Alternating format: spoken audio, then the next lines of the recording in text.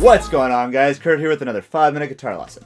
The easiest spot to play this song is with your capo on your 4th fret. Once you've got your capo there, your chords are going to be C, G, A minor, E minor, and that notorious F chord. And don't worry if your first string mutes a little bit, it'll still sound pretty decent even if it's muted. If you're not comfortable with these chords yet, check out my beginner playlist right here. And if you are, let's jump into the song. Okay, so let's grab a C chord and go through the strumming pattern that we're going to use for basically the entire song. It's going to sound something like this.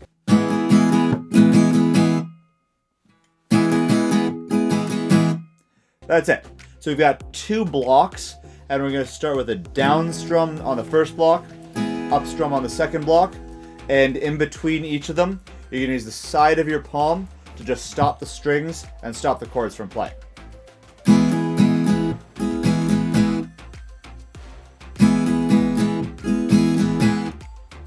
That's all there is to it.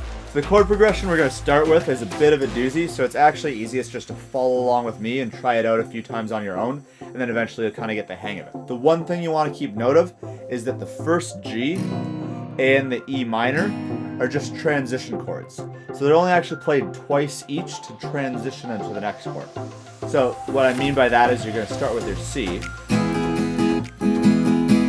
G, A minor, E minor.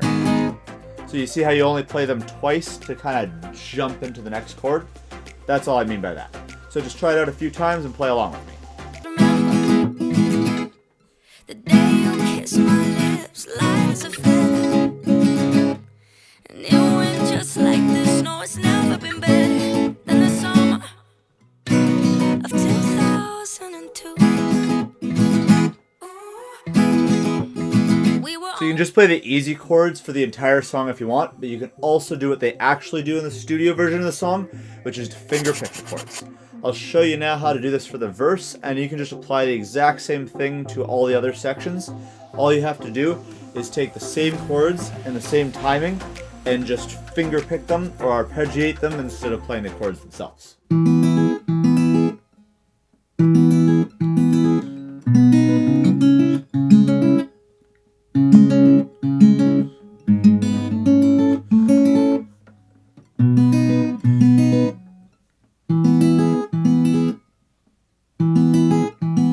Then we're going to change up the chords to be A minor, F, C, and G. Except this time we're going to only play each one for one block of chords instead of an entire bar. So it's going to look like this. And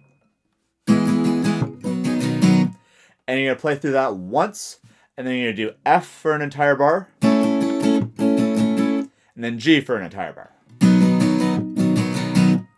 And all together, that's the entire pre-chorus. So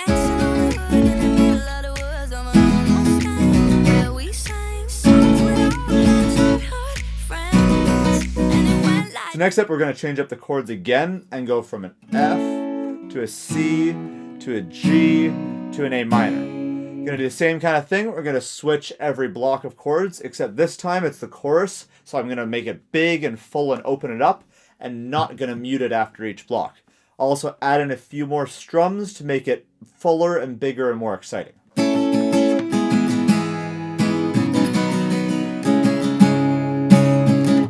you're going to play that part right there 3 times, and then you're going to end the chorus with an F for 1 full bar, and then a G for 1 full bar.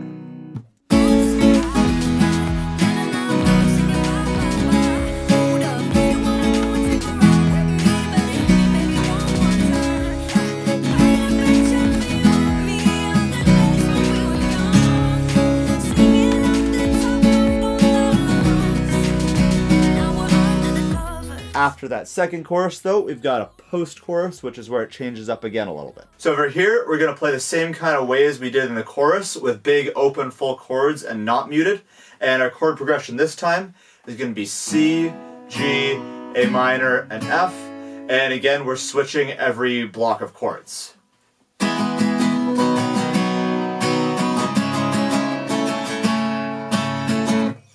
That's all there is for the post-chorus. So you're going to play that part 2 times.